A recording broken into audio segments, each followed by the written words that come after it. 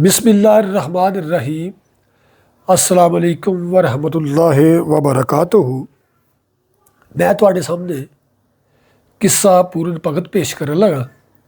अज किस्सा पूरन भगत का 5वां हिस्सा पार्ट 5 है ते और आखिरी हिस्सा है। और 5वीं सी हरफी है। ये टोटल किस्सा पूरन भगत दियाँ 5 सी हरफियाँ सन। 4 सी हरफियाँ तुहाडे सामने मैं पेश कर चुकिया तो अज 5वीं सी हरफी है और आखिरी सी हरफी है। पूरन भगत पंजाब की वो महान कहानी है जिहड़ी हज़रत ईसा अलैहिस्सलाम तो तकरीबन 1500 साल पहले दी है और हजूर नबी करीम सल्लल्लाहु अलैहि वसल्लम तो उस अहद तो तकरीबन को 2000 साल पहले दी है। पूरन भगत का किस्सा पंजाब की बड़ी एक क्लासिकल दास्तान है। ये अज तो तकरीबन 2500 तो 3000 साल पुरानी है। इस वक्त पंजाब दे विच ना तो ईसाईयत और ना ही इस्लाम का इत्थे कोई वजूद सी।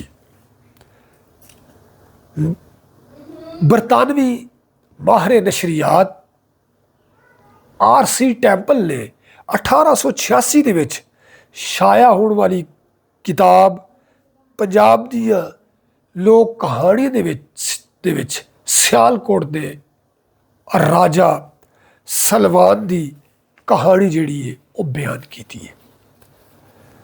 राजा सलमान सियालकोट का एक राजा सी। उहदियां 2 राणियां सन। एक राणी का नाम राणी इछरा सी ते दूसरी का नाम राणी लूणा सी।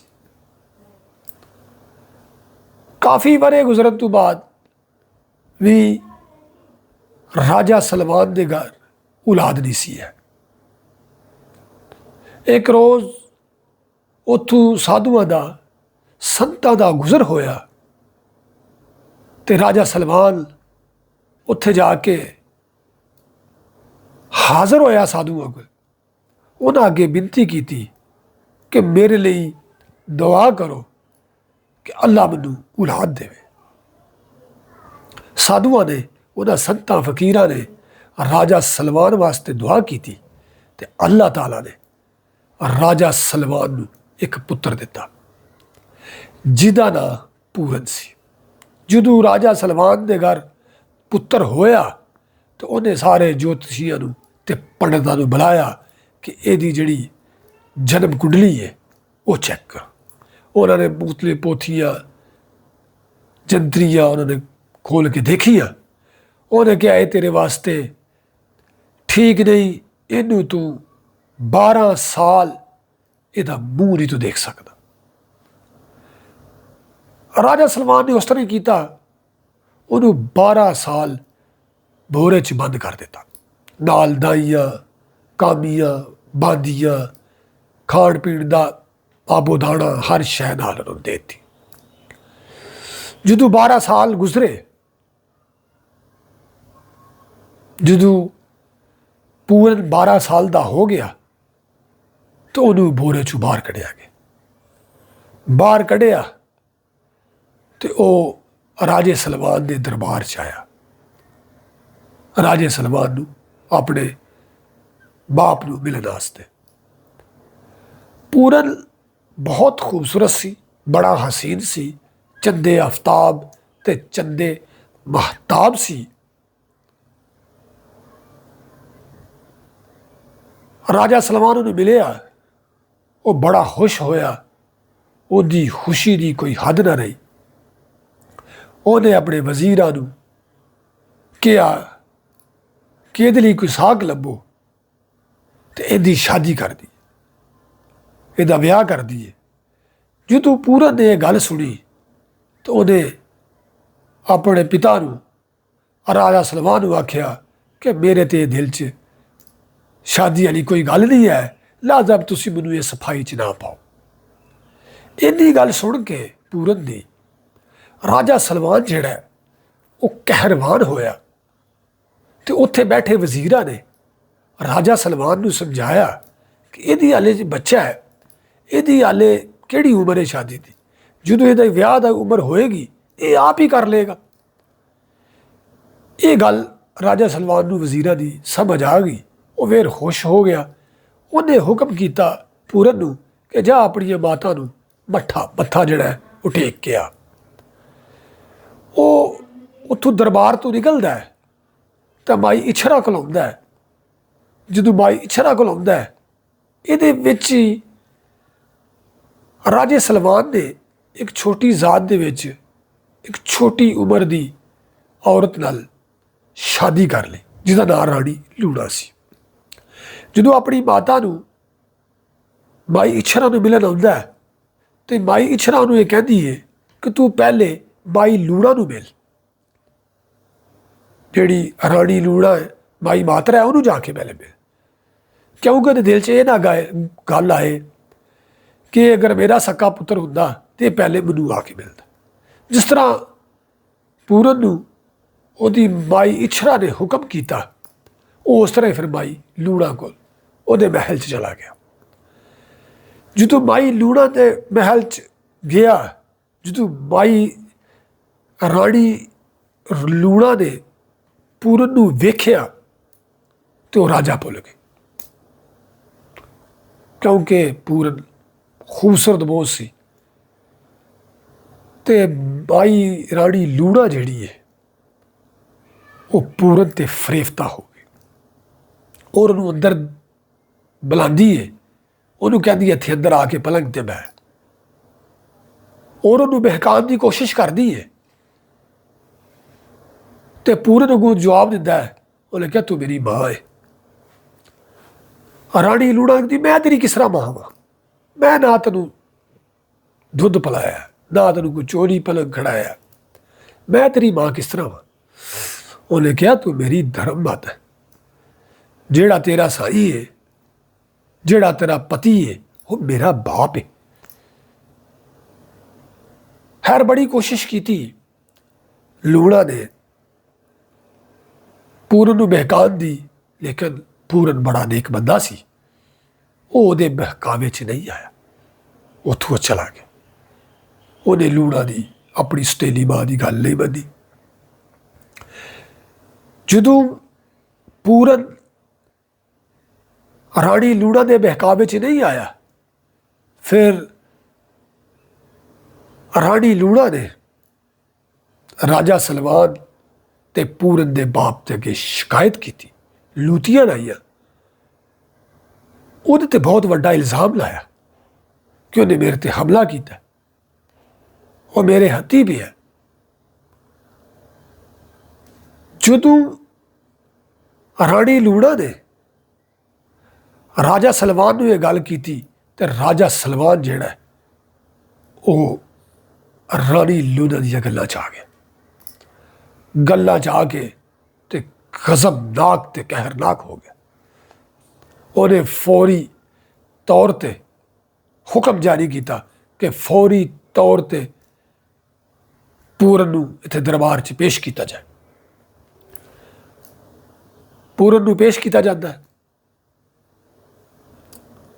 ਉਹਨੂੰ ਰਾਜਾ ਸਲਮਾਨ ਪੁੱਛਦਾ ਤੇ ਤੂੰ ਇਹ ਕੀ ਏਡੀ ਗੰਦੀ ਤੇ ਗਲਤ ਹਰਕਤ ਕੀਤੀ ਹੈ ਆਪਣੀ ਮਾਈ ਮਾਤਰਾ ਨਾਲ। ਉਹਨੇ ਅੱਗੋਂ ਜਵਾਬ ਦਿੱਤਾ ਕਿ ਨਹੀਂ ਮੈਂ ਇਹ ਕੰਮ ਨਹੀਂ ਕੀਤਾ। ਉਹਨੇ ਰਾਜਾ ਸਲਮਾਨ ਨੇ ਉਹਦੀ ਕੋਈ ਗੱਲ ਨਹੀਂ ਸੁਣੀ। ਮਾਈ ਇਛਰਾ ਨੂੰ ਪਤਾ ਲੱਗਾ, ਉਹ ਵੀ ਉੱਥੇ ਆਈ, ਉਹਨੇ ਵੀ ਬੜੀਆਂ ਤਰਲੇ ਮਿੰਨਤਾਂ ਕੀਤੀਆਂ ਰਾਜਾ ਸਲਮਾਨ ਦੀ ਹੈ, ਲੇਕਿਨ ਰਾਜਾ ਸਲਮਾਨ ਨੇ ਕਿਸੇ ਦੀ ਕੋਈ ਗੱਲ ਨਹੀਂ ਸੁਣੀ ਹੈ। ਉਹਨੇ ਬੜਾ ਸਖਤ ਕਿਸਮ ਦੀ ਸਜ਼ਾ ਦਿੱਤੀ, ਬੜਾ ਸਖਤ ਕਿਸਮ ਦਾ ਹੁਕਮ ਜਾਰੀ ਕੀਤਾ ਕਿ ਪੂਰਨ ਦੀਆਂ ਲੱਤਾਂ ਬਾਹਾਂ ਹੱਥ ਵੱਢ ਕੇ ਇਹਨੂੰ ਖੂਹ 'ਚ ਸੁੱਟ ਦਿਓ। ਜਲਾਦਾ ਨੇ ਉਂਝ ਹੀ ਕੀਤਾ, ਜਲਾਦਾ ਨੇ ਪੂਰਨ ਦੇ ਹੱਥ ਪੈਰ ਵੱਢ ਕੇ ਤੇ ਉਹਨੂੰ ਖੂਹ 'ਚ ਸੁੱਟ ਦਿੱਤਾ। ਜਦੋਂ ਪੂਰਨ ਨੂੰ ਖੂਹ 'ਚ ਸੱਟ ਦਿੱਤਾ, ਇਹ ਖੂਹ ਅੱਜ ਵੀ ਸਿਆਲਕੋਟ 'ਚ ਮੌਜੂਦ ਹੈ ਔਰ ਇਹ ਖੂਹ ਅੱਜ ਵੀ ਚੱਲਦਾ ਹੈ। ਇਹ ਸਿਆਲਕੋਟ ਕੈਂਟ ਤੋਂ ਤਕਰੀਬਨ 7 ਕਿਲੋਮੀਟਰ ਦੂਰ ਗਾਉਂ ਇੱਕ ਪਿੰਡ ਕਰੋਲ ਦੇ ਵਿੱਚ ਮੌਜੂਦ ਹੈ। ਉਹਦੇ ਨਾਲ ਇੱਕ ਮੰਦਰ ਵੀ ਹੈ।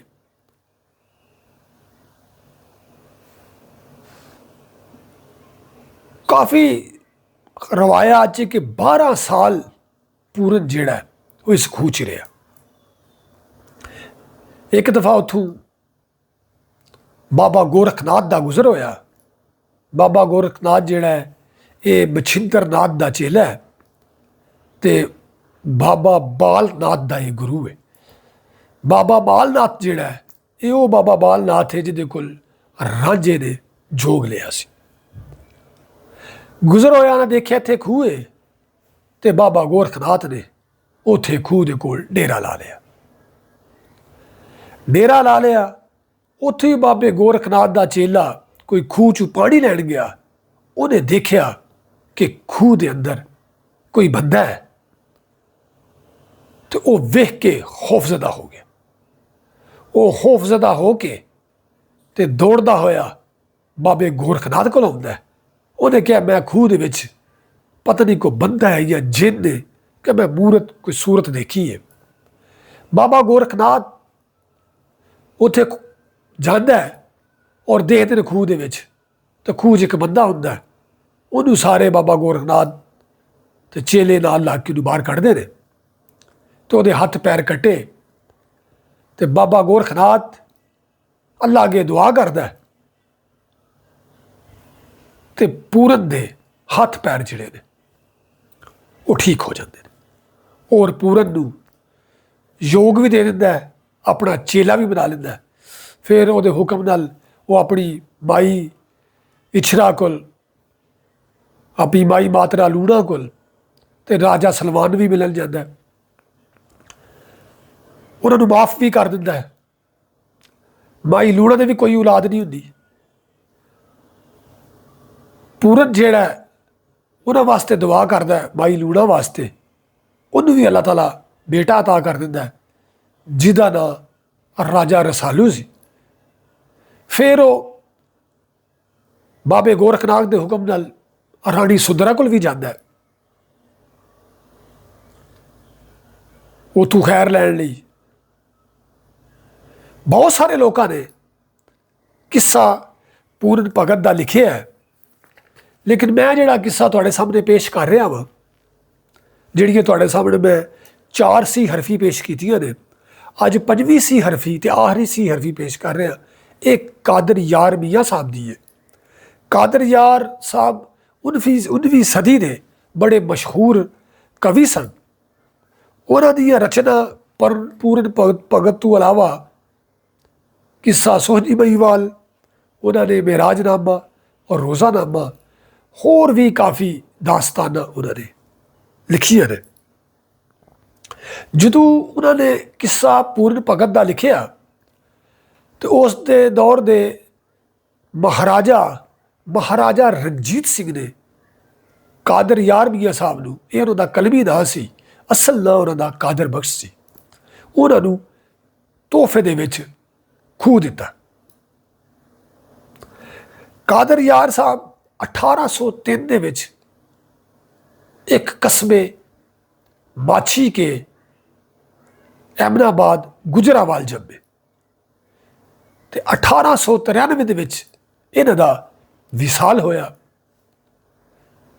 ਕਾਦਰ ਯਾਰ ਸਾਹਿਬ ਨੂੰ ਬਚਪਨ 'ਚ ਹੀ ਕਹਾਣੀਆਂ ਪੜ੍ਹਨ ਦਾ, ਇਸਲਾਮੀ ਕਿਤਾਬਾਂ ਪੜ੍ਹਨ ਦਾ ਬੜਾ ਸ਼ੌਕ ਸੀ ਔਰ ਇਸ਼ਕ و ਮੁਹੱਬਤ ਦੀਆਂ ਰੁਮਾਨਵੀ ਦਾਸਤਾਨਾਂ ਪੜ੍ਹਨ ਦਾ, ਲਿਖਣ ਦਾ ਕਾਦਰ ਯਾਰ ਸਾਹਿਬ ਨੂੰ ਬੜਾ ਸ਼ੌਕ ਸੀ।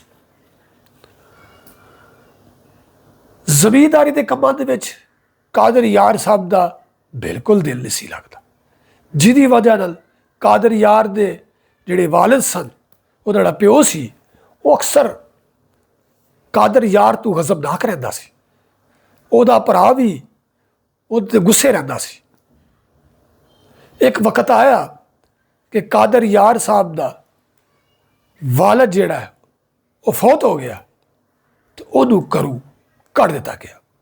ਜਦੋਂ ਉਹਨੂੰ ਘਰੋਂ ਕੱਢ ਦਿੱਤਾ ਗਿਆ ਤੇ ਪਿੰਡ ਦੇ ਬਾਹਰ ਇੱਕ ਖੂਹ ਸੀ, ਤੇ ਉਸ ਖੂਹ ਦੇ ਕਰੀਬ ਕਾਦਰ ਯਾਰ ਸਾਹਿਬ ਨੇ ਇੱਕ ਕੁਟੀਆ ਬਣਾਈ ਤੇ ਜਿਹਦੇ ਵਿੱਚ ਰਹਿਣਾ ਸ਼ੁਰੂ ਕਰ ਦਿੱਤਾ। ਤੇ ਉੱਥੇ ਰਹਿ ਕੇ ਹੀ ਕਾਦਰ ਯਾਰ ਸਾਹਿਬ ਨੇ ਇਹ ਕਿੱਸੇ ਔਰ ਦਾਸਤਾਨਾਂ ਲਿਖਣੀਆਂ ਸ਼ੁਰੂ ਕਰ ਦਿੱਤੀਆਂ। ਤੇ ਮੈਂ ਤੁਹਾਡੇ ਸਾਹਮਣੇ ਅੱਜ ਕਾਦਰ ਯਾਰ ਸਾਹਿਬ ਦੀ 5ਵੀਂ ਸੀ ਹਰਫੀ ਔਰ ਆਖਰੀ ਸੀ ਹਰਫੀ ਜਿਹੜੀ ਹੈ ਉਹ ਪੇਸ਼ ਕਰਨ ਲਗਾ। ਔਰ ਇਹ ਕਿੱਸਾ ਪੂਰਨ ਭਗਤ ਦਾ 5ਵਾਂ ਹਿੱਸਾ ਪਾਰਟ 5 ਤੇ ਆਖਰੀ ਹਿੱਸਾ ਤੁਹਾਡੇ ਸਾਹਮਣੇ ਪੇਸ਼ ਕਰਨ। ਆਪ ਖੁਦਾਈ ਮਿਲਾਇਆ ਹੈ ਪੂਰਨ ਬਾਰੀ ਵਰੀ ਫੇਰ ਮਾਪਿਆਂ ਨੂੰ, ਨਾਲੇ ਮਾਤਾ ਨੂੰ ਅੱਖੀਆਂ ਦਿੱਤੀਆਂ ਸੂ, ਨਾਲੇ ਲਾਲ ਦਿੱਤਾ ਅਕਲਾਪਿਆਂ ਨੂੰ। ਰਾਜਾ ਰੋਈ ਕੇ ਜੀ ਆਣ ਗਲ ਮਿਲਿਆ, ਪਛਤਾਉਂਦਾ ਬਚਪਨ ਅਲਾਪਿਆਂ ਨੂੰ। ਕਾਦਰ ਯਾਰ ਕਹਿੰਦਾ ਪੂਰਨ ਭਗਤ ਹੋਣਾ, ਪਛਤਾਉਣਾ ਵਕਤ ਵਿਹਾਪਿਆਂ ਨੂੰ। ਬਹੁਤ ਹੋਈ ਪਰੇਸ਼ਾਨ ਲੂਣਾ, ਪੂਰਨ ਵੇਖਦੀ ਨੂੰ ਚੜ ਤਾਂ ਭਜਾਈ। ਰੂਹ ਸਿਆਹ ਹੋਈ ਪਰਦੇ ਜੋਤ ਚਲੀ, ਜ਼ਮੀ ਵੇਲ ਨਾ ਦੇ ਸੋ ਛੁਪ ਜਾਏ। ਪੂਰਨ ਨਜ਼ਰ ਕੀਤੀ ਲੂਣਾ ਖਲੀ ਪਿੱਛੇ, ਲੋਕ ਪਾਸ ਆਵਨ ਚੜ ਧੁੱਪ ਜਾਈ। ਕਾਦਰ ਯਾਰ ਜੋ ਜੋ ਮੱਥਾ ਟੇਕਦਾ ਹੈ, ਲੂਣਾ ਨਾਲ ਹੈਰਾਨਗੀ ਖੱਪ ਜਾਈ। ਤੂੰ ਨਾ ਹੋ ਗਮ ਨਾ ਕਮਾਏ। ਅੱਗੂ ਪੂਰਨ ਭਗਤ ਜਿਹੜਾ ਮਾਈ ਲੂਣਾ ਨੂੰ ਕਹਿੰਦਾ ਹੈ, ਤੂੰ ਨਾ ਹੋ ਗਮ ਨਾ ਕਮਾਏ। ਪੂਰਨ ਆਖਦਾ ਲੂਣਾ ਨੂੰ ਬਾਲ ਹੋਈ, ਤੇਰੇ ਵਸ ਨਹੀਂ ਸਰਦਾ ਕੋਲ ਰਾਜਾ। ਪਿਛਲਾ ਰੱਖੀ ਨਾ ਹਾਮ ਖਿਆਲ ਕੋਈ, ਦਵਾਂਗੀਰ ਮੈਂ ਆਪਣੇ ਬਾਪ ਦਾ ਹਾਂ, ਜਿਸ ਪੁੱਛਿਆ ਨਹੀਂ ਹਵਾਲ ਕੋਈ। ਕਾਦਰ ਯਾਰ ਜਈ ਮੇਰੇ ਬਾਪ ਕੀਤੀ, ਐਸਾ ਕੌਣ ਕਰਦਾ ਪੁੱਤਰਾ ਨਾਲ ਕੋਈ। ਸਾਬਤੀ ਇੱਕ ਨਾ ਗੱਲ ਚੱਲੇ, ਸਾਬਤੀ ਇੱਕ ਨਾ ਗੱਲ ਚੱਲੇ। ਰਾਜਾ ਗਟ ਲੱਥਾ ਸ਼ਰਮਿੰਦਗੀ ਤੂੰ। ਸਾਬਤੀ ਇੱਕ ਨਾ ਗੱਲ ਚੱਲੇ, ਰਾਜਾ ਗਟ ਲੱਥਾ ਸ਼ਰਮਿੰਦਗੀ ਤੂੰ। ਦਿਲੋਂ ਜਾਮਦਾ ਮੈਥੋਂ ਕੀ ਵਰਤਿਆ ਸੀ, ਸਾਹਿਬ ਵੱਲ ਹੋਇਆ ਇਹਦੀ ਜ਼ਿੰਦਗੀ ਤੂੰ। ਦਰਗਾਹ ਵਿੱਚ ਜਵਾਬ ਕੀ ਕਰਾਂਗਾ ਮੈਂ, ਕੰਮ ਮੋਲ ਨਾ ਹੋਇਆ ਪਸੰਦਗੀ ਤੂੰ। ਕਾਦਰ ਯਾਰ ਸਲਵਾਨ ਦਾ ਇਸ ਵੇਲੇ ਰੰਗ ਜ਼ਰਦ ਹੋਇਆ ਸ਼ਰਮਿੰਦਗੀ ਤੂੰ। ਫਿਰ ਰਾਜਾ ਸਲਮਾਨ ਉੱਥੇ ਪੂਰਨ ਭਗਤ ਨੂੰ ਰਾਜ ਸੰਭਾਲਣ ਵਾਸਤੇ ਕਹਿੰਦਾ ਕਿ ਤੂੰ ਆ ਤੇ ਉੱਥੇ ਆ ਕੇ ਗੱਦੀ ਐੜੀ ਸਾਰੀ ਰਾਜਧਾਨੀ ਨੂੰ ਸੰਭਾਲ। ਉੱਥੇ ਅੱਗੂ ਪੂਰਨ ਕੀ ਕਹਿੰਦਾ, ਕਹਿੰਦਾ ਜਾਓ ਵਸੋ ਤੁਸੀਂ ਘਰ ਬਾਰੀ। ਪੂਰਨ ਆਖਦਾ ਬਾਪ ਨੂੰ ਸੁਣੀ ਰਾਜਾ, ਕਰੇ ਮਾਂ ਦੀ ਸੌਂਪਣਾ ਇਸ ਵੇਲੇ। ਬਾਹੂ ਪਕੜ ਲੈ ਜਾਈ ਤੂੰ ਹੁਣੀ ਰਾਜਾ, ਨਾਲੇ ਲੂਣਾ ਨੂੰ ਜਾਣਨਾ ਉਸੇ ਤਰ੍ਹਾਂ। ਸੱਚੋ ਸੱਚ ਨਤਾਰ ਕੇ ਪੁੜੀ ਰਾਜਾ। ਕਾਦਰ ਯਾਰ ਉਸ ਰੋਜ਼ ਦਾ ਫਿਕਰ ਕਰਕੇ ਕਿੱਸਾ ਜੋੜ ਬਣਾਇਆ ਸੀ ਗੁਰੀ ਰਾਜਾ। ਜਾਓ ਵਸੋ ਤੁਸੀਂ ਘਰ ਬਾਰੀ। ਪੂਰਨ ਆਖਦਾ ਬਾਪ ਨੂੰ ਸੁਣੀ ਰਾਜਾ, ਕਰੇ ਮਾਂ ਦੀ ਸੌਂਪਣਾ ਉਸ ਵੇਲੇ। ਬਾਹੂ ਪਕੜ ਲੈ ਜਾਈ ਤੂੰ ਹੁਣੀ ਰਾਜਾ, ਨਾਲੇ ਲੂਣਾ ਨੂੰ ਜਾਣਨਾ ਉਸੇ ਤਰ੍ਹਾਂ। ਸੱਚੋ ਸੱਚ ਤਾਰ ਕੇ ਪੁੜੀ ਰਾਜਾ। ਕਾਦਰ ਯਾਦ ਉਸ ਰੋਜ਼ ਦਾ ਫਿਕਰ ਕਰਕੇ ਕਿੱਸਾ ਜੋੜ ਬਣਾਇਆ ਸੀ ਗੁਨੀ ਰਾਜਾ। ਹੁਕਮ ਕੀਤਾ ਰਾਜੇ ਉਸ ਵੇਲੇ, ਘਰ ਚਲੇ ਮੇਰੇ ਆਖੇ ਲੱਗ ਪੋਤਾ। ਕੁੰਜੀ ਫੜ ਤੂੰ ਦਸਤ ਹਜ਼ਾਨਿਆਂ ਦੀ, ਪੈਰ ਬੈਠ ਤੂੰ ਹੁਕਮ ਦੀ ਪੱਗ ਪੋਤਾ। ਤੈਨੂੰ ਦੇਖ ਮੇਰਾ ਮਨ ਸਾਧ ਹੋਇਆ, ਦਿਲੋਂ ਬੁਝੀ ਹੈ ਹਿਰਸ ਦੀ ਅੱਗ ਪੋਤਾ। ਕਾਦਰ ਯਾਰ ਕਰਦਾ ਸਲਵਾਨ ਤਰਲੇ, ਮੈਂ ਤਾਂ ਸੌਤਰਾ ਸਦਾਇਆ ਜਗ ਪੋਤਾ। ਖਾਹਿਸ਼ ਜੰਜਾਲ ਦੀ ਨਹੀਂ ਮੈਨੂੰ, ਪੂਰੇ ਨੂੰ ਕਹਿੰਦਾ ਖਾਹਿਸ਼ ਜੰਜਾਲ ਦੀ ਨਹੀਂ ਮੈਨੂੰ। ਪੂਰਨ ਆਹਦਾ ਬੰਨ ਕੇ ਰੱਖਦੇ ਹੋ, ਮੇਰੇ ਵੱਲੋਂ ਤਾਜ ਰਾਜ ਲੁਟਾ ਦੇਵੋ। ਜੇਕਰ ਆਪ ਕਮਾਈ ਨਾ ਕਰ ਸਕਦੇ ਹੋ, ਜਿਹਨੂੰ ਦਰਦ ਮੇਰਾ ਮੈਂ ਤਾਂ ਸਮਝ ਲਿਆ। ਤੁਸੀਂ ਤਰਲੇ ਕਰਦੇ ਮਾਰੇ ਨੱਕਦੇ ਹੋ, ਕਾਦਰ ਯਾਰ ਮੈਂ ਸਰ ਪਰ ਜਾਵਣਾ ਜੇ, ਨਹੀਂ ਪਾਸ ਰਹਿਣਾ ਜਿਹੜੀ ਤੱਕਦੇ ਹੋ। ਦੇ ਕੇ ਫਿਰ ਦੁਆ ਮੂੰਹ, ਫਿਰ ਮਾਪਿਆਂ ਨੂੰ ਇੱਕ ਬਚਨ ਕੇ ਸੀ, ਤਖਤ ਬਹੇਗਾ ਹੋਰ ਬਰਾ ਮੇਰਾ। ਜਿਹੜਾ ਹੋਗਾ ਤੁਸਾਂ ਗਰ ਰਾਜ ਬੈਸੀ, ਮਰਦ ਹੋਗ ਰਾਜ ਵੱਡੇ ਹੌਸਲੇ ਦਾ। ਜਿੱਥੇ ਪਵੇ ਮੁਕਦਮਾ ਫਤਹ ਲੈ ਸੀ, ਕਾਦਰ ਯਾਰ ਸਲ ਨੂੰ ਬੇਟਾ ਆਖੀ। ਫਿਰ ਰਾਜ ਰਾਜਾ ਤੇਰਾ ਸੁਖੀ ਰਹਿਸੀ। ਜ਼ਰਾ ਨਾ ਪਿਓ ਖਿਆਲ ਮੇਰੇ, ਫਿਰ ਮਾਏ ਅੱਗੇ ਹੱਥ ਬੰਧਿਓ ਸੂ। ਆਖੇ ਮਾਊ ਨੂੰ ਨਗਰ ਨਾ ਥਾਂ ਮੇਰਾ, ਕਹਿਆ ਬਾਪ ਦਾ ਸਭ ਚਾਹ ਰੜਿਓ ਸੂ ਰੋੜਿਓ ਸੂ। ਆਖੇ ਜੋਗੀਆਂ ਨੂੰ ਕਰੋ ਕੂਚ ਡੇਰਾ, ਭਲਾ ਹਿਰਸ ਦਾ ਚਾਈ ਉਹ ਦਿਓ ਸੂ। ਕਾਦਰ ਲਗਾ ਉਥੋਂ ਟੁਰਨ ਪੂਰਨ, ਮਾਈ ਇਛਰਾ ਨੂੰ ਫੇਰ ਸਦਿਓ ਸੀ। ਰੋਈ ਕੀ ਆਹਦਾ ਮਾਈ ਤਾਈ, ਜਿਹੜਾ ਕਰਮ ਲਿਖਿਆ ਸੋਈ ਪਾ ਲਿਆ ਮੈਂ। ਇਸ ਸ਼ਹਿਰ ਥੀ ਬਾਪ ਤਗੱਯਰ ਕਰਕੇ, ਕਿਹੜੀ ਪੁੱਤ ਦੇ ਨਾਲ ਨਿਕਾਲਿਆ ਮੈਂ। ਕਿਹਨੂੰ ਖੋਲ ਕੇ ਦਿਲੇ ਦਾ ਹਾਲ ਦੱਸਾਂ, ਜਿਹੜਾ ਜਫਰ ਸਰੀਰ ਤੇ ਜਾਲਿਆ ਮੈਂ। ਕਾਦਰ ਯਾਰ ਮੀਆਂ ਪੂਰਨ ਭਗਤ ਆਖੇ, ਵੰਡ ਲੈ ਨੇ ਆਪਣੇ ਤਾਲਾ ਮੈਂ। ਜ਼ਿੰਦਗਾਨੀ ਤਦ ਹੋਗ ਮੇਰੀ, ਆਖੇ ਲੱਗ ਮੇਰੇ ਘਰ ਚੱਲ ਪੋਤਾ। 24 ਬਰਸ ਗੁਜ਼ਰੇ ਆਹੇ ਮਾਰਦੀ ਨੂੰ, ਤੇਰੇ ਨਾਲ ਨੀ ਕੀਤੀ ਹੈ ਗੱਲ ਪੋਤਾ। ਦੂਰ ਗਿਆ ਦੇ ਦਰਦ ਫਰਾਕ ਹਰੇ, ਸੀਨੇ ਰਹਿੰਦੇ ਨੇ ਸਜਰੇ ਸਲ ਪੋਤਾ। ਕਾਦਰ ਯਾਰ ਕਹੇ ਹੱਥੀ ਕਾਲ ਮੇਰੇ, ਇਥੋਂ ਫੇਰ ਜਾ ਕੇ ਕਿਤ ਵੱਲ ਪੋਤਾ। ਪੂਰਨ ਦਾ ਵਿਦਿਆ ਹੋਣਾ, ਪੂਰੇ ਜਿੱਥੋਂ ਆਪਣੀ ਮਾਂ ਇਛਰਾ ਕੋਲ ਰਾਜਾ ਸਲਮਾਨ ਕੋਲੋਂ ਤੇ ਮਾਈ ਜਿਹੜੀ ਉਹਦੀ ਮਾਤਰਾ ਲੂਣਾ ਸੀ ਉਹਦੇ ਕੋਲੋਂ ਵਿਦਿਆ ਹੁੰਦਾ। ਸਮਝ ਮਾਤਾ ਤੂੰ ਤਾਂ ਭੋਲੀਏ ਨਹੀਂ। ਪੂਰਨ ਭਗਤ ਖਲੋਈ ਕੇ ਦੇ ਬੱਤੀ, ਗੋਪੀ ਚੰਦ ਦੀ ਮਾਂ ਸਲਾਰੀਏ ਨਹੀਂ। ਜਿਸ ਟੋਰਿਆ ਪੁੱਤਰ ਫਕੀਰ ਹੱਥੀ, ਤੂੰ ਵੀ ਟੋਰ ਮਾਤਾ ਰਾਜ਼ੀ ਹੋ ਕੇ ਨਹੀਂ। ਮੈਨੂੰ ਜਾਣ ਦੇ ਫਾਹੀ ਨਾ ਬੋਲ ਗੱਤੀ, ਕਾਦਰ ਫਕੀਰ ਦਾ ਰਹਿਣ ਨਹੀਂ। ਰੋਈ ਰੋਈ ਕੇ ਮੇਰੇ ਨਾ ਮਗਰ ਵੱਤੀ, ਸ਼ੀਰ ਖੌਰਾ ਮੈਥੂ ਜੁਦਾ ਹੋਇਓ। ਬਸਾਂ ਬਸਾਂ ਮੈਂ ਡਿੱਠਾ ਹੈ ਮੁਖ ਤੇਰਾ। ਸ਼ਗੂ ਮਾਈ ਉਛਰਾ ਕਹਿੰਦੀ ਏ, ਮਾਈ ਉਛਰਾ ਕਹਿੰਦੀ ਕਿ ਸ਼ੀਰ ਹਾਰਾ ਮੈਥੂ ਜੁਦਾ ਹੋਇਓ, ਬਸਾਂ ਬਸਾਂ ਡਿੱਠਾ ਹੈ ਮੁਖ ਤੇਰਾ। 24 ਬਰਸ ਗੁਜ਼ਰੇ ਨਾਰੀ ਮਾਰਦੀ ਨੂੰ, ਅਜੇ ਫੋਲ ਨਾ ਪੁੱਛਿਆ ਦੁੱਖ ਤੇਰਾ। ਦਸੀ ਪੂਰਨਾ ਵੇ ਹੋਈ ਫੇਰ ਕੇ ਕਰ, ਲੱਗੀ ਉਮਰ ਹਯਾਤੀ ਦਾ ਰੁਖ ਤੇਰਾ। ਕਾਦਰ ਯਾਰ ਮੈਂ ਨਿਤ ਚਿਤਾਰਦੀ ਸਾਂ, ਖੁਆਬ ਵਿੱਚ ਸਨੇੜਾ ਸੁਖ ਤੇਰਾ। ਸਾਹਿਬ ਦਿੱਤੀ ਜਿੱਦ ਜਾਨ ਮੇਰੀ, ਕੀ ਤੂੰ ਲੱਗੀ ਹੈ ਸੱਚ ਪਛਾਣ ਮਾਈ। ਗੁਰੂ ਨਾਥ ਜੀ ਕੱਢਿਆ ਖੂਹ ਵਿੱਚੋਂ, ਰੱਬ ਦਿੱਤੇ ਨੀ ਨੈਣ ਪਰਾਨ ਮਾਈ। ਇਹ ਸਾਰਾ ਫਿਰ ਵਾਕਿਆ ਮਾਈ ਇਛਰਾ ਨੂੰ ਸੁਣਾਉਂਦਾ ਕਿ ਕੀ ਮੇਰਾ ਹਾਲ ਗੁਜ਼ਰਿਆ, ਕਿਸ ਤਰ੍ਹਾਂ ਮੈਨੂੰ ਬਾਬਾ ਗੋਰਖਨਾਥ ਨੇ ਖੂਹ ਚੋਂ ਕੱਢਿਆ। ਸਾਹਿਬ ਦਿੱਤੀ ਜਿੱਦ ਜਾਨ ਮੇਰੀ, ਕੀ ਤੂੰ ਲੱਗੀ ਹੈ ਸੱਚ ਪਛਾਣ ਮਾਈ। ਗੁਰੂ ਨਾਥ ਜੀ ਕੱਢਿਆ ਖੂਹ ਵਿੱਚੋਂ, ਰੱਬ ਦਿੱਤੀ ਨੀ ਨੈਣ ਪ੍ਰਾਨ ਮਾਈ। ਮਤ ਹਫਾ ਹੋਵੇ ਕਰੇ ਕਾਲ ਮੇਰਾ, ਉਹਦੇ ਕੋਲ ਦੇਵੇ ਮੈਨੂੰ ਜਾਨ ਮਾਈ।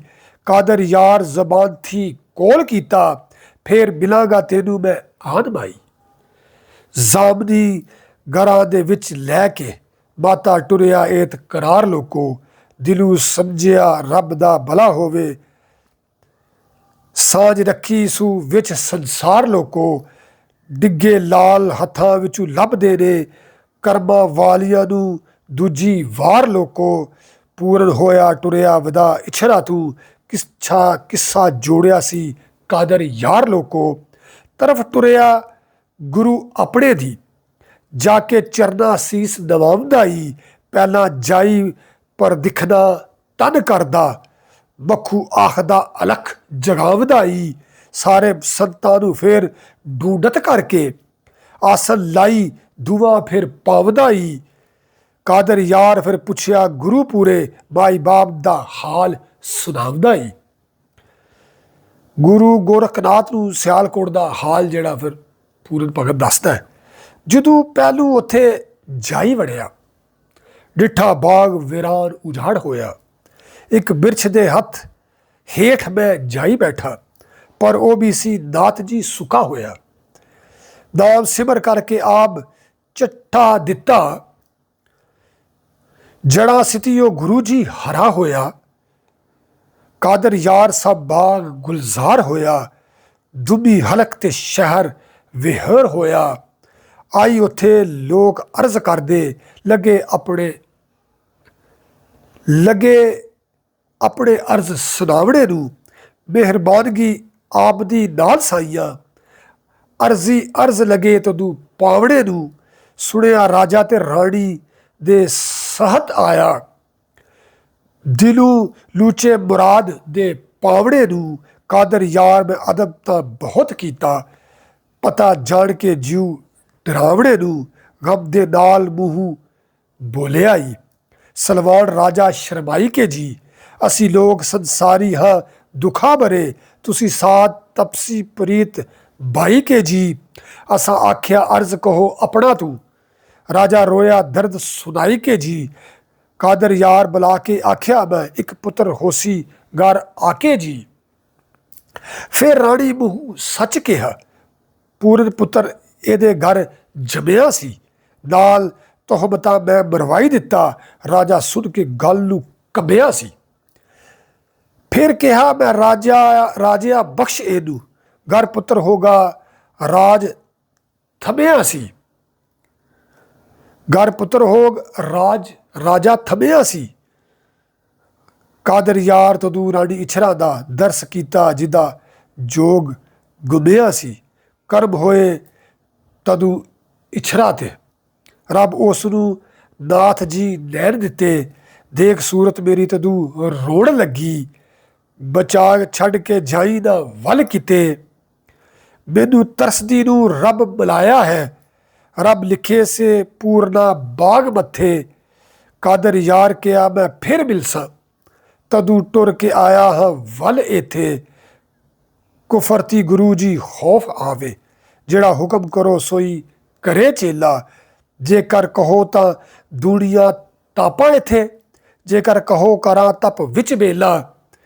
ਮੇਰਾ ਬਚਨ ਹੈ ਨਾਥ ਜੀ ਨਾਲ ਮਾਤਾ, ਤੇਰੀ ਕਿਰਪਾ ਜੋ ਹੋਈ ਤਾਂ ਹੋਈ ਮੇਲਾ।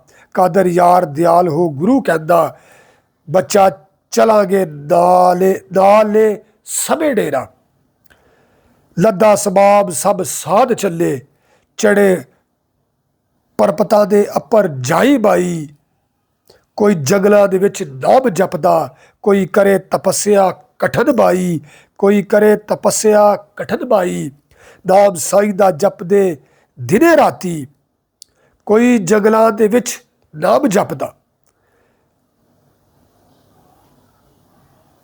ਕੋਈ ਕਰੇ ਤਪੱਸਿਆ ਕਠਨ ਬਾਈ। ਇੱਕ ਸਾਂਸ ਦਾ ਦਿਨੇ ਬਲਾਈ ਬਾਈ। ਕਾਦਰ ਯਾਰ ਸਾਧ ਖੁਦਾਈ ਦੇ ਜੀ, ਕਰਕੇ ਕਰਮ ਦਿੰਦੇ ਬਨੇ ਲਾਈ ਬਾਈ। ਮਿਲ ਬੈਠੇ ਦੀ ਸਾਧ ਡੇਰੇ, ਚਰਚਾ ਕਰਨ ਜੋ ਜੋਗ ਦੇਹਾਲ ਜੀ। ਸਦ ਰੂਪ ਦਾ ਕਰਦੇ ਜਾਪ ਸਾਰੇ, ਮਾਇਆ ਤਜੀ ਹੈ ਦੇਸ਼ ਜਹਾਨ ਦੀ ਜੀ। ਪੂਰਨ ਦੇਖ ਕੇ ਗਰਾਂ ਦੀ ਚਾਲ ਸਾਰੀ, ਰਚੀ ਹੈ ਵਿੱਚ ਜਹਾਨ ਦੀ ਜੀ। ਕਾਦਰ ਯਾਰ ਤਦੋਂ ਫਿਰ ਆਖਦਾ ਈ, ਗੁਰੂ ਸੁਣੀਏ ਬਾਤ ਨਦਾਨ ਦੀ ਜੀ। ਪੂਰਨ ਦਾ ਮੁੜ ਮਾਂ ਲੂਣਾ ਨੂੰ ਮਿਲਣ ਆਉਣਾ। ਨਾਲ ਦੇ ਸਦਿਆ ਨੇ ਕਿਹਾ ਉੱਥੇ ਜੀ, ਅਸੀਂ ਚਲੀਏ ਸੈਲ ਵਲਾਇਤਾਂ ਦੇ। ਦੱਖਣ ਪੂਰਬ ਤੇ ਪশ্ਚਿਮ ਦੇਖ ਸਾਰੇ, ਲੱਥੇ ਆਈ ਕੇ ਵਿੱਚ ਗੁਜਰਾਤਾਂ ਦੇ। ਟਿੱਲੇ ਆਪਣੇ ਤੇ ਸੁਧ ਆਈ ਬੈਠੇ, ਵੱਡੇ ਸੂਰਮੇ ਦੀ ਕਰਾਮਤਾਂ ਦੇ। ਕਾਦਰ ਯਾਰ ਕੀ ਸਦਾ ਦੀ ਸਿਫਤ ਕਰੀਏ, ਕਾਦਰ ਯਾਰ ਕੀ ਸਦਾ ਦੀ ਸਿਫਤ ਕਰੀਏ। ਬੜ ਬੈਠੇ ਦੀ ਕਈ ਜਮਾਤਾਂ ਦੇ, ਵਤਨ ਸਿਆਲਕੋਟ ਅੰਦਰ। ਮੇਰੀ ਮਾਏ ਤੇ ਬਾਪ ਅਨਾਥ ਸਾਧੂ। ਮੈਂ ਤਾਂ ਮਾਂ ਦੇ ਨਾਲ ਕਰਾਰ ਕੀਤਾ, ਫਿਰ ਆਵਾਂਗਾ ਦੂਜਰੀ ਵਾਰ ਸਾਧੂ। ਪੁੱਤਰ ਬਿਆ ਰਸਾਲੂ ਸਲਵਾਨ ਦੇ ਜੀ, ਰਾਜਾ ਦਿੱਤਾ ਹੈ ਉਸ ਨੂੰ ਨਾਥ ਸਾਧੂ। ਕਾਦਰ ਯਾਰ ਪ੍ਰਤਿਗਿਆ ਪੂਰੀ ਕਰੀਏ, ਨਾਮ ਧਰਮ ਦੇ ਕਰਨਾ ਹੈ ਸਾਧ ਸਾਧੂ। ਹੁਕਮ ਕੀਤਾ ਗੁਰੂ ਨਾਥ ਜੀ ਨੇ, ਸਾਧ ਮੰਡਲੀ ਉੱਠ ਤਿਆਰ ਹੋਈ। ਦੌੜ ਅੰਗ ਬਬੂਤ ਤੇ ਪਹਿਣ ਖਲਤੇ, ਨਾਰ ਸੰਗੀਆਂ ਧਨਕ ਉਧਾਰ ਹੋਈ। ਬਖੂ ਟੁਰਨ ਅਲਖ ਜਗਾਈ ਕਰਕੇ, ਖਬਰ ਤੁਰਤ ਹੀ ਵਿੱਚ ਸੰਸਾਰ ਹੋਈ। ਕਾਦਰ ਯਾਰ ਮੀਆਂ ਰਾਣੀ ਇਛਰਾ ਦੇ, ਬਾਗ ਜਾਗ ਆਏ ਖਬਰਦਾਰ ਹੋਈ। ਲਾਈ ਦਿੱਤਾ ਵਿੱਚ ਬਾਗ ਡੇਰਾ, ਰਾਜਾ ਸੁਣੇ ਪਰਿਵਾਰ ਚੱਲ ਆਇਆ ਈ। ਰਾਣੀ ਇਛਰਾ ਤੇ ਸਲਵਾਨ ਰਾਜਾ, ਲੂਣਾ ਪੁੱਤਰ ਰਸਾਲੂ ਜੀ ਜਾਇਆ ਈ। ਹੋਰ ਨੌਕਰਾਂ ਚਾਕਰਾਂ ਟਹਿਲਾਨਾ ਨੇ, ਹੱਥ ਜੋੜ ਕੇ ਸੀਸ ਨਵਾਇਆ ਈ। ਰਾਜੇ ਰਾਣੀਆਂ ਤੇ ਸੁਖ ਪਾਇਆ ਈ, ਅਲਖ ਜਗਾਈ ਕੇ ਆਖਿਆ ਸੂ। ਰਾਜਾ ਮੰਗ ਲੈ ਜੋ ਕੁਝ ਮੰਗਣਾ ਈ, ਅੱਗੂ ਉੱਠ ਰਸਾਲੂ ਨੇ ਬਚਨ ਕੀਤਾ। ਕਰਾਮਤਾ ਦੱਸੋ ਕਿਆ ਸਗੜਾ ਈ, ਪੂਰਨ ਆਪਣੇ ਗੁਰੂ ਨੂੰ ਯਾਦ ਕਰਕੇ। ਝੋਲੀ ਵਿੱਚੋਂ ਦਿੱਤਾ ਕੱਢ ਕੰਗਣਾ ਈ, ਕਾਦਰ ਯਾਰ ਰਿੱਠੀ ਆ ਜੋਗ ਸਕਤਾ। ਹੱਥ ਜੋੜ ਕੇ ਦਾਨ ਸੁਖ ਮੰਗਣਾ ਈ, ਯਾਦ ਕੀਤਾ ਪੂਰਨ ਮੌਤ ਆਈ। ਯਾਦ ਕੀਤਾ ਪੂਰਨ ਮੌਤ ਆਈ, ਬੱਚਾ ਕੀਤਾ ਈ ਕੋਲ ਕਰਾਰ ਪੂਰਾ। ਸਾਧ ਮੰਡਲੀ ਦੇ ਵਿੱਚ ਜੋਗੀ ਵੱਡਾ, ਹੁਣ ਮਿਲਿਆ ਹੈ ਨਾਥ ਜੀ ਗੁਰੂ ਪੂਰਾ। ਬਰਮ ਵੇਦ ਜਾਗੇ ਮੇਰੇ ਜਨਮ ਦੇ ਜੀ, ਮੁਕਤ ਹੋਈ ਬੈਂਕਟ ਜਾ ਪੈਨ ਚੋੜਾ। ਕਾਦਰ ਯਾਰ ਕਿੱਸਾ ਪੂਰਨ ਭਗਤ ਵਾਲਾ, ਤੁਸੀਂ ਸੁਣਿਆ ਲੋਕੋ ਇੱਥੇ ਹੋਇਆ ਪੂਰਾ। ਯਾਦ ਕੀਤਾ ਪੂਰਨ ਮੌਤ ਆਈ, ਬੱਚਾ ਕੀਤਾ ਈ ਕੋਲ ਕਰਾਰ ਪੂਰਾ। ਸੁਧ ਮੰਡਲੀ ਤੇ ਵਿੱਚ ਜੋਗੀ ਵੱਡਾ, ਹੁਣ ਮਿਲਿਆ ਹੈ ਨਾਥ ਜੀ ਗੁਰੂ ਪੂਰਾ। ਬਰਮ ਭੇਦ ਜਾਗੇ ਮੇਰੇ ਜਨਮ ਦੇ ਜੀ, ਮੁਕਤ ਹੋਈ ਬੈਂਕਟ ਜਾ ਪੈਨ ਚੋੜਾ। ਕਾਦਰ ਯਾਰ ਕਿੱਸਾ ਪੂਰਨ ਭਗਤ ਵਾਲਾ, ਕਾਦਰ ਯਾਰ ਕਿੱਸਾ ਪੂਰਨ ਭਗਤ ਵਾਲਾ। ਤੁਸੀਂ ਸੁਣੋ ਲੋਕੋ ਇੱਥੇ ਹੋਇਆ ਪੂਰਾ, ਤੁਸੀਂ ਸੁਣੋ ਲੋਕੋ ਉੱਥੇ होया पूरा। अल्लाह ताला हमें आसानियाँ अता फरमाए और आसानियाँ तकसीम करने का शरफ़ अता फरमाए, और अल्लाह ताला हमें बुज़ुर्गान दीन की सिफ़ात को अपनाने और उजागर करने और मुज़य्यन करने का शरफ़ और इल्म अता फरमाए। नूर वाले